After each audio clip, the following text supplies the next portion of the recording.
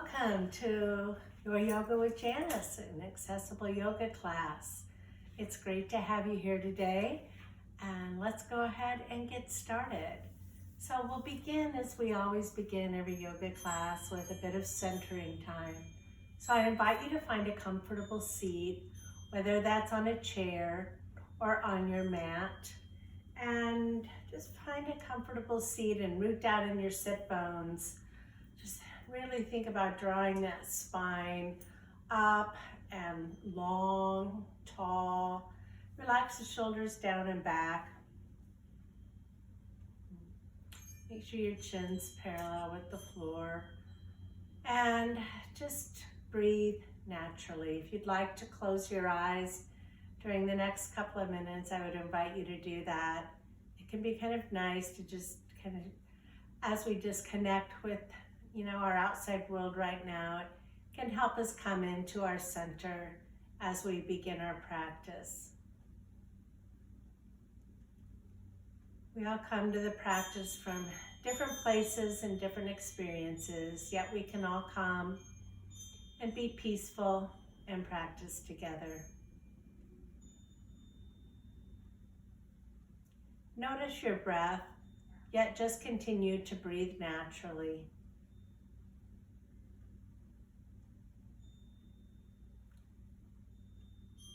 Take a minute or so to scan the body, starting with your toes, your feet, ankles. Just noticing any discomfort in any parts of the body, legs, hips, torso, arms, hands, fingers, and any places where you're noticing some discomfort. Take a nice long inhale and imagine sending that beautiful healing breath to that place of discomfort. And then on your exhale, imagine releasing that discomfort. Checking in with the shoulders, the neck, the head.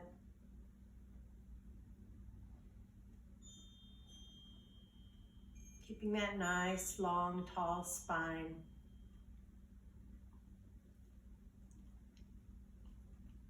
You are here. There's nowhere else to be, nothing else to do. You are enough, and you are here.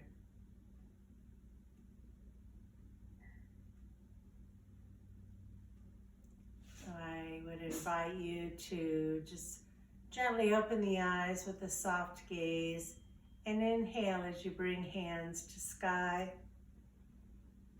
And exhale toward earth, nice and easy. Breathing in and out. Breathing in and out through the nose if that's accessible to you. One more time.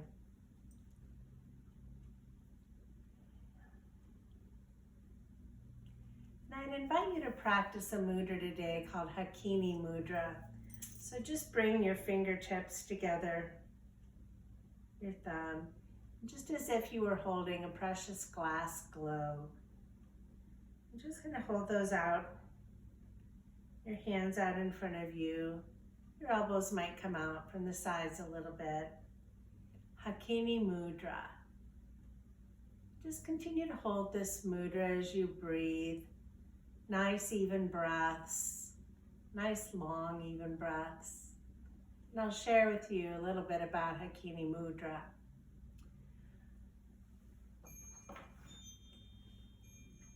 The Hakini Mudra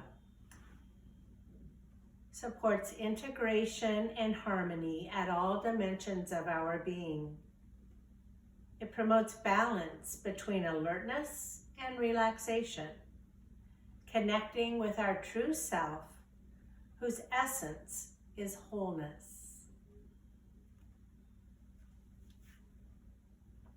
Our essence is wholeness.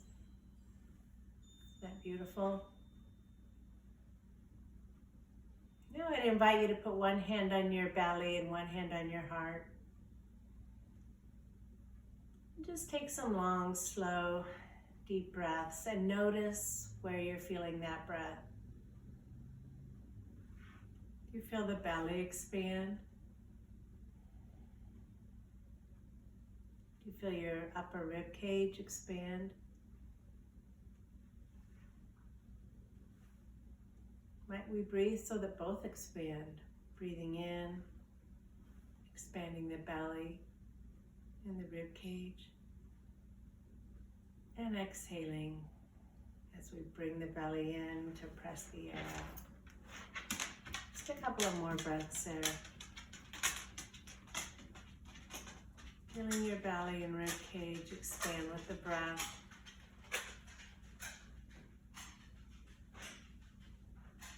Breathing in and out. Having one hand on the heart and one hand on the belly is often sometimes something I do at night when I might be having a little trouble going to sleep. I'll rest a hand on my heart and one on my belly and just focus on my breath for a few minutes. Just nice, long, slow inhales, long, slow exhales. It can be very calming, and it often does help me to relax a bit more and to fall asleep. So there's your yoga breath tip of the day. You could try it sometime. Okay, go ahead and bring your hands to your lap, and we will begin our movement time.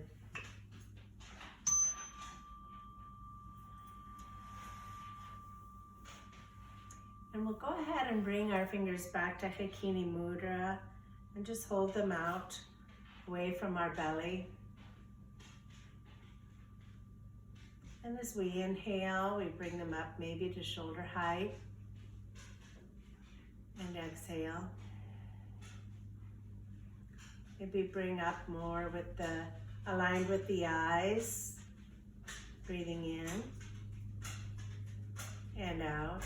And if at any point we bring them up to a point that is not comfortable in your shoulders, just have your mudra be at whatever level is comfortable for your body. We'll bring it up. This I call like if we were holding a unicorn, if we were unicorns, maybe we would have our horn between our hands here. And then all the way up above the crown. Then interlacing the fingers and flipping and pressing upward, or if your hands are out in front of you, pressing outward. Inhale, and on the exhale, release your hands at your sides. Let's just do some nice shoulder rotations. And then bring our shoulders all the way up to our ears. And release down, imagining someone pressing down on our shoulders. Inhale. And exhale. This is your first class with me. This is my dog, Kio. Breathing in and out. All right, lovely. Now let's bring our hands to heart center. And as we shift our hands to one side, our gaze goes the opposite direction as we inhale. Exhale to center. Inhale, other side. Exhale to center. This time we'll repeat it again, and this time raise the leg of the direction in which your gaze is going. And come back to center. Breathing in, raising the other leg. Exhale. Let's just do that one more time on each side with the breath. Whatever breath feels best to you.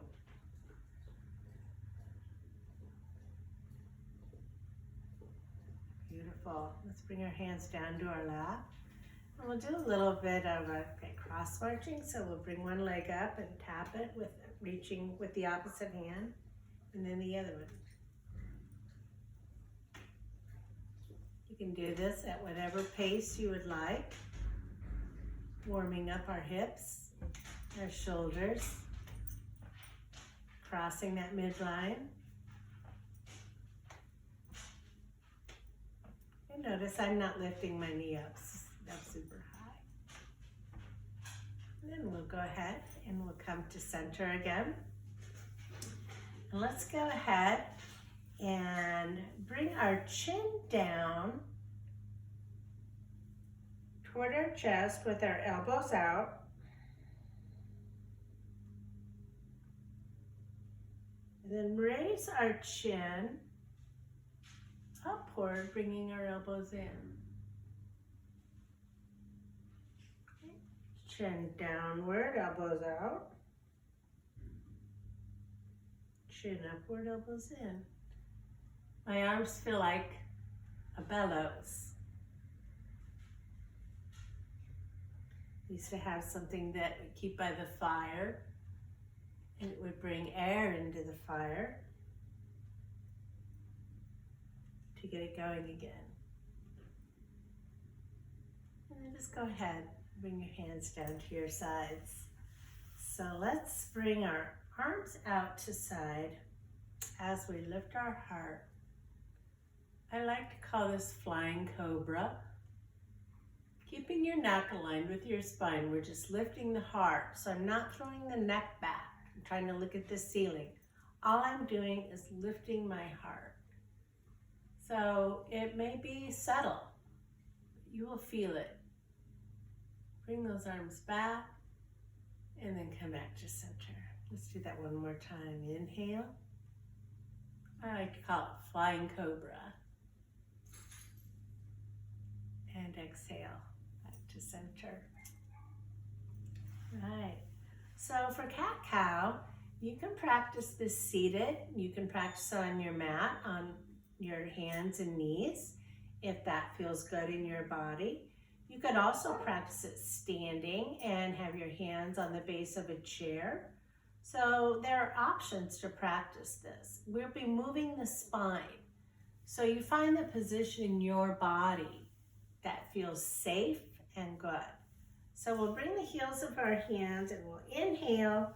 And as we inhale, we will lift our heart. And as we exhale, we will lean back.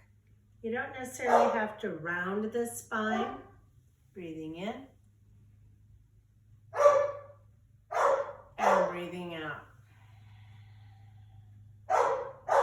Just go ahead and do a few more of those on your own.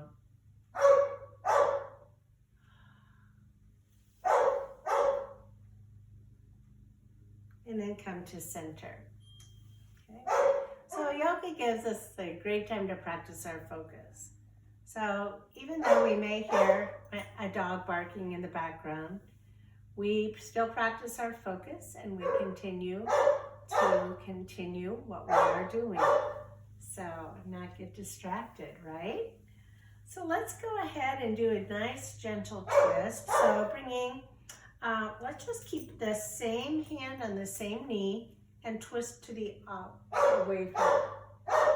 This is a really gentle twist. It's a nice one to do, especially if it's your first twist of the day. And then come back to center and we'll go to the other side.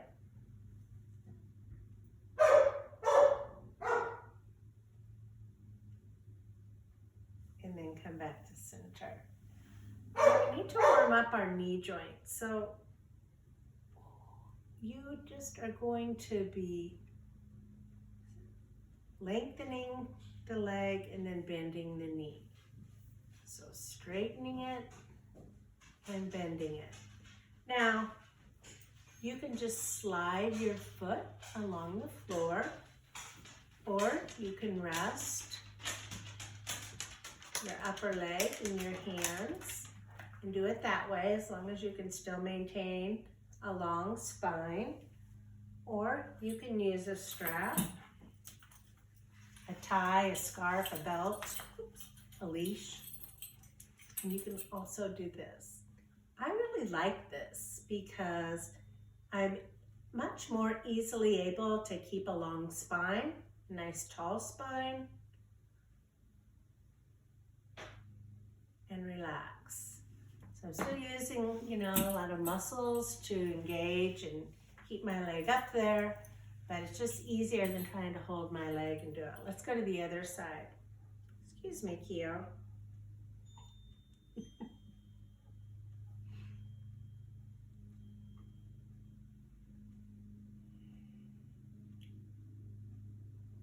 That's one thing that's been really fun about these videos and seeing others, is just seeing people's pets.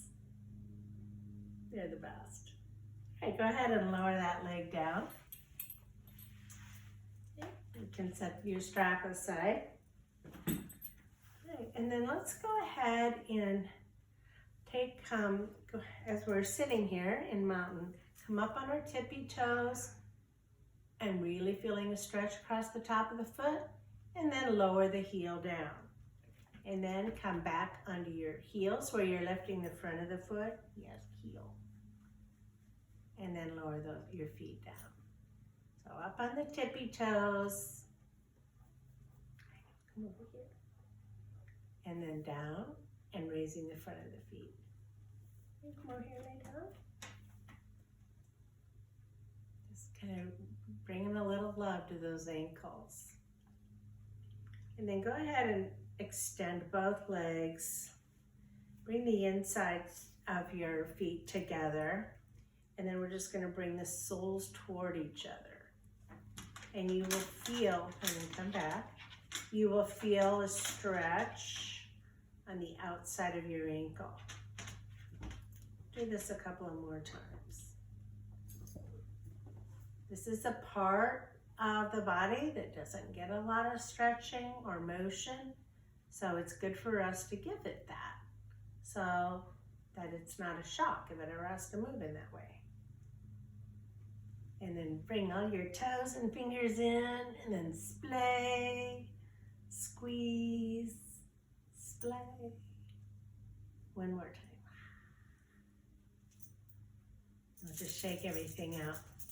All right. So checking in with mountain, you can do this standing or seated. Either way, your feet are about 2 fist widths apart. And you're engaging your core, engaging your quads. Feet are pressing into the earth, and you'll need to do this very consciously if you're sitting in a chair. Obviously, if you're standing, your feet are pressing into the earth. If you're in a chair, you press your feet into the earth, you'll feel your quads engage. Then you can bring in, draw in that waistband, shoulders down and back, arms at sides, chin parallel to the floor, gaze forward. This is Tadasana, mountain. A posture of stability, serenity, stillness, and strength.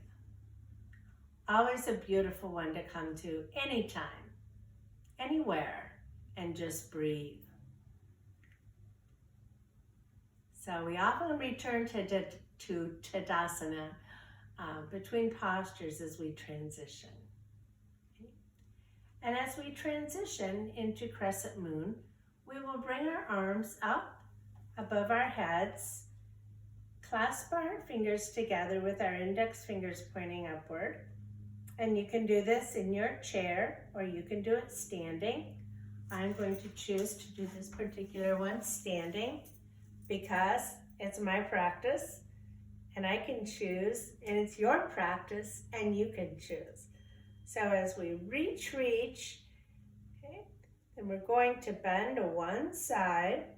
Really think about lengthening that outside, and then lift the heel of the foot of the direction you are bending. And you will notice you get much more of a squeeze and much more of an openness and extension. Let's come back to center. Now we'll go to the other side. So we'll come to the side and then raise that heel and feel that additional squeeze and extension and expansion in the outer body. Let's come back to standing. We'll do that one more time on each side. Keep breathing.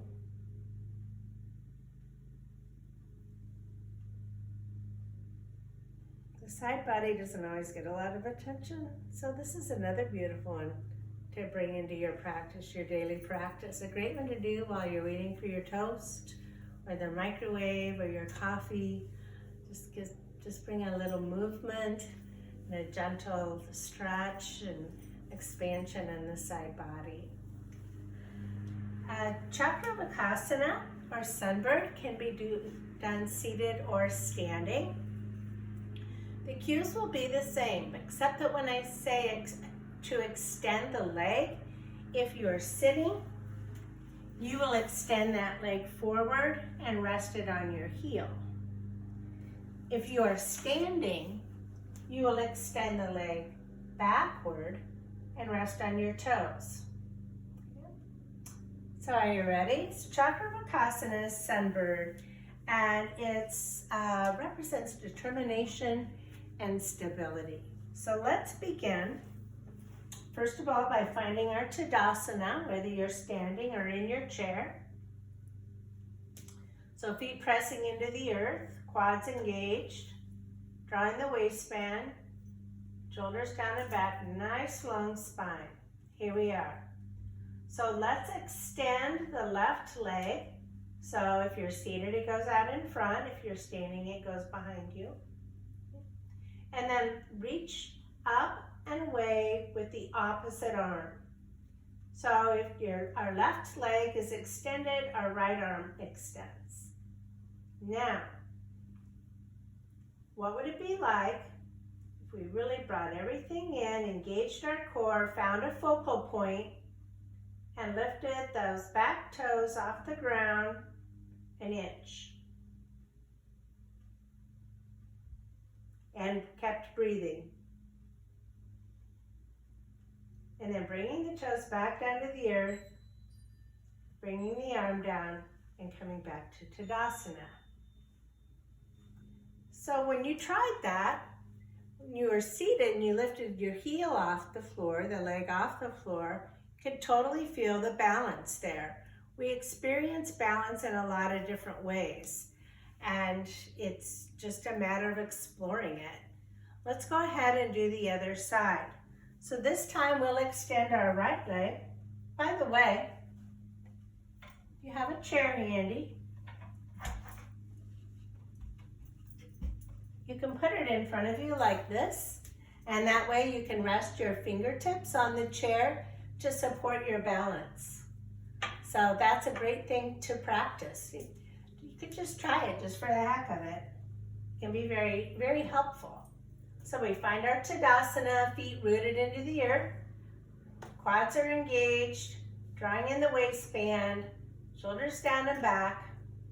Let's extend the right leg forward if you're sitting, back if you're standing. And notice I'm not stepping it back very far. Okay. Then I extend my opposite arm.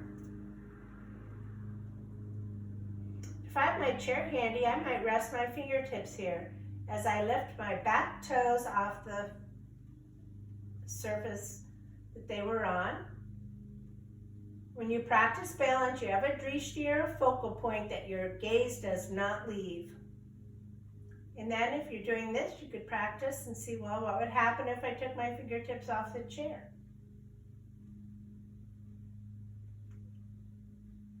And then bring the foot down, the hand down, back to the sides, and come to center. That's a beautiful one to practice every day. And again, one that you can practice easily, just when you're standing, waiting, for something in the kitchen, or if you're talking on the phone, you're on speakerphone, although that could be a little distracting.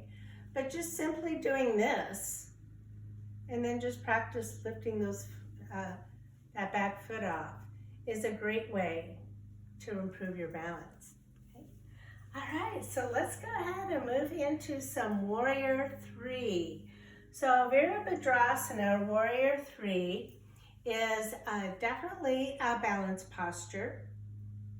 And it looks pretty different whether you're seated or standing. So let's all just practice it seated first. So let's come to seated. Okay. This helps us to balance and be in the present moment. And again, finding that drishti, your focal point, a little ways out from you to keep your gaze on when you're practicing is great. So in this case, if you're seated, the way you will practice it is you will have lift one foot off the ground, bring your arms, and then just lean forward a little bit.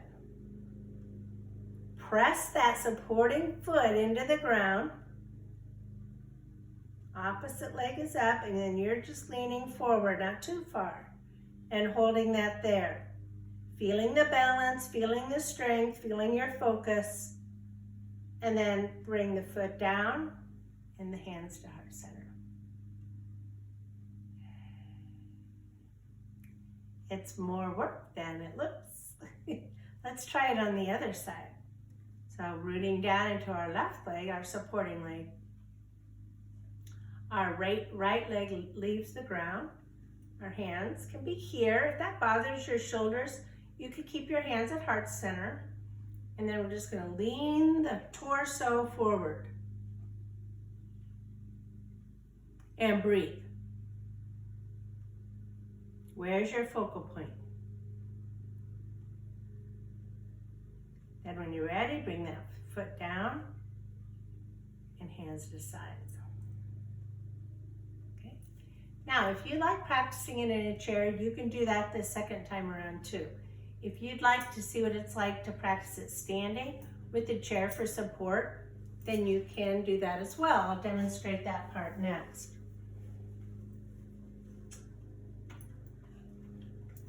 I actually like to have the seat of the chair handy. Okay. And kind of coming into it like we were in Chakravakasana or Sunbird. Okay, but you want to stand a little bit away from the chair because you don't want to not hold your head on that. Okay. So then we take our back leg, we're rooting down in our left leg with a slight bend. But this time, the back leg lifts and we're going to tilt forward. You can bring your hands to the chair. So your back leg is straight out, foot is flexed, and then you can bring the opposite arm forward if you want to keep one hand on the chair. Breathing. And when you're ready, bring both the hand and foot in and come to standing. Just because we can, let's see what it's like using the back of the chair. It's fun to explore and try different ways. So this time we'll be rooting down into our right leg. Stepping back with the left leg. Focal point, you're gonna like draw a zipper here. Coming forward.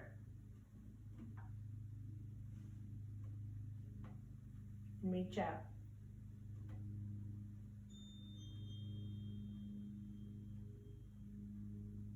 Bring those back in to standing. So there are options. I practice this a lot in the kitchen when I need to pick something up off the floor. So I have my hand on the counter and I just go ahead and I extend out and reach down to pick up what I gotta pick up off the floor, kind of play around with it. Then the body gets used to moving in that way. Yeah, it's good. It's good to move our body in a lot of different ways. Okay, let's go ahead. And from here, come to a beautiful forward fold. Uttanasana, or forward fold. Forward folds are beautiful and can be very, very calming. I definitely do one every night before I go to bed. And typically, the forward fold is done with feet, about 2 fists apart. And you want to think about hinging from your hips instead of your waist. You might come down this far and you might just stay right here, and that's okay. Keep a slight bend in your knees. Maybe you want to come down farther, a little farther. If you have any bone or spine issues, it's good to just keep it here. Otherwise, if you would like, you can come down a little further. Once you get where you want to be, totally relax the head, neck, and shoulders. So even if I'm here, I can still relax my head, neck, and shoulders.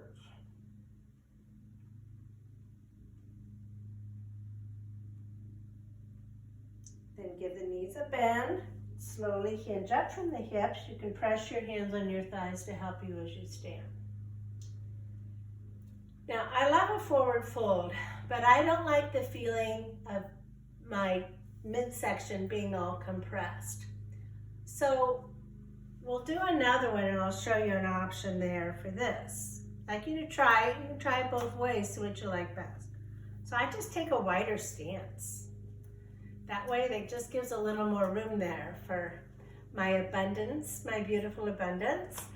So again, just slight bend in the knees, hinging from the hips, folding forward, come to where it feels good for you, and half fold is perfect. You can stay at half fold and really relax the head, neck, and shoulders. If you want to go ahead and walk on down, you can. Walk your hands down.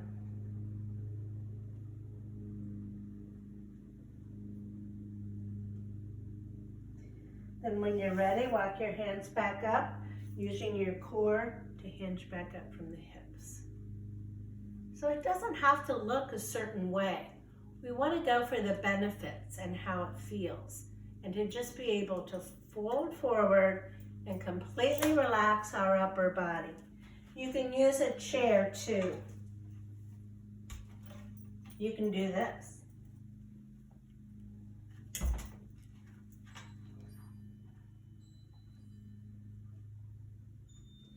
Just remember to keep a slight bend in your knees and to not go too far if you have any sort of bone issues going on.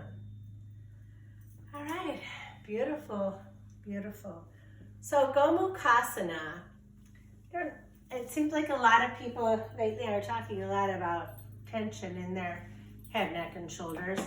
So I'd like to share with you Gomukhasana. This is just, it really can feel very good in the body. So you don't have to have a strap, but if you don't have one, pretend you do, and I'll show you where we're going with this. So I'll stand to show you so you can see a little better, but you could, but we'll actually be practicing this seated. So you want to take your strap out at the side. It comes up. The other arm goes out and comes here. So I'm going to bend, I'm going to work toward, but I want to keep that top elbow, I want to keep it where it's at. I don't want to collapse in. So I want to keep it up here, close to my head, and then my other hand, and they just work their way towards each other. Now the nice thing if you have the strap is you can kind of pull on it a little bit, get a little nice stretch there, but you don't have to have the strap. I'll show you what it looks like without the strap.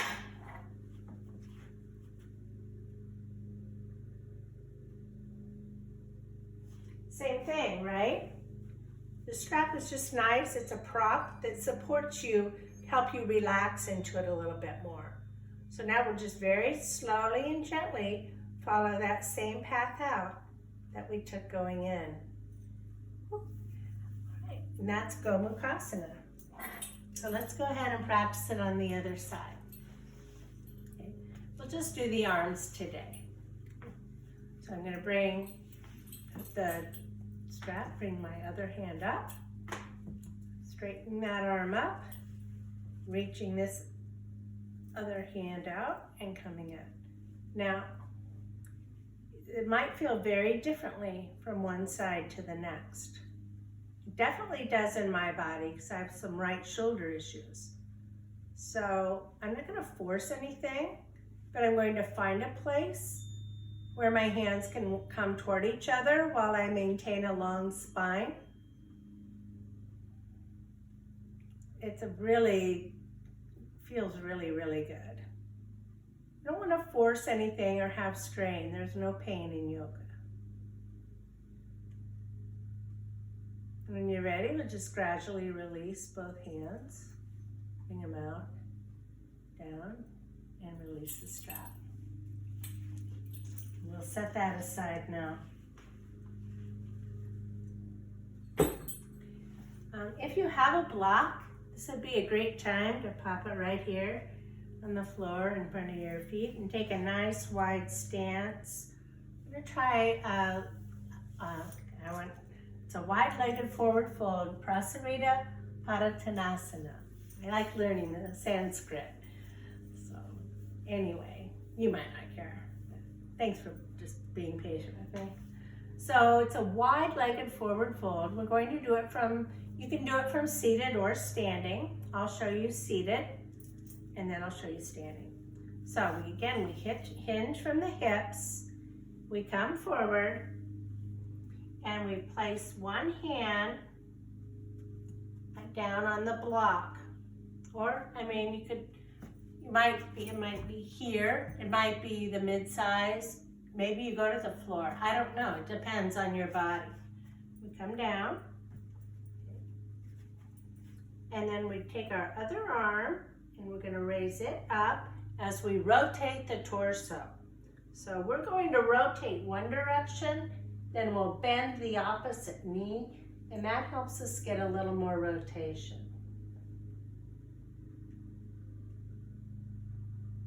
Then we gently bring that arm down, come back to center, and we'll do the other side now.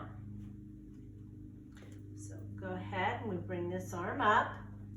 We think about rotating our torso, bringing that arm up.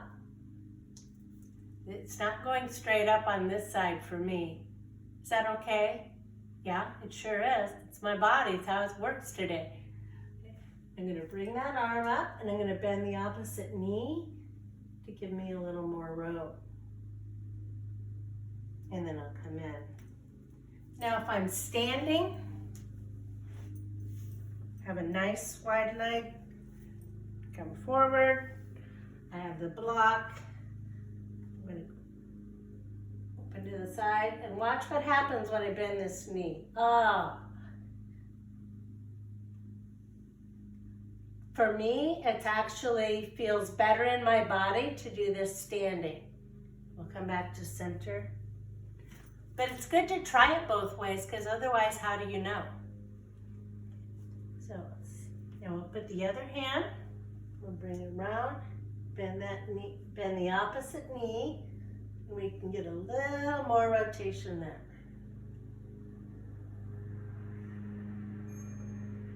I'll bring that hand down and rest my forearms on my thighs as I walk, support, and to hinge back up from the hips. So your body's a prop too, and parts that can help you. Oh, wow. So we did a lot of different things today, integrated a lot of different parts in the body, the upper and the lower body, just lots of movement with different parts of our body in just a single pose, and definitely from all of them. So now it's time for all of that to integrate together. You know, I said that our centering is about wholeness and integration, and certainly the Hakini Mudra is all about integration and harmony in all dimensions of our being. So it's time for our body to rest and to absorb all the different movements and holds and breaths that we experienced during our yoga practice today. Okay. As you hold Hakini Mudra for a moment before you relax into Shavasana, I just want to remind you, as we attune to our inherent wholeness, sensations of joy and deep well-being awaken naturally. tuning to our inner wholeness. Have a beautiful Shavasana for as long as you would like. Thank you for practicing with me today. Hope you stay safe, stay well, and may you be filled with peace. Thank you.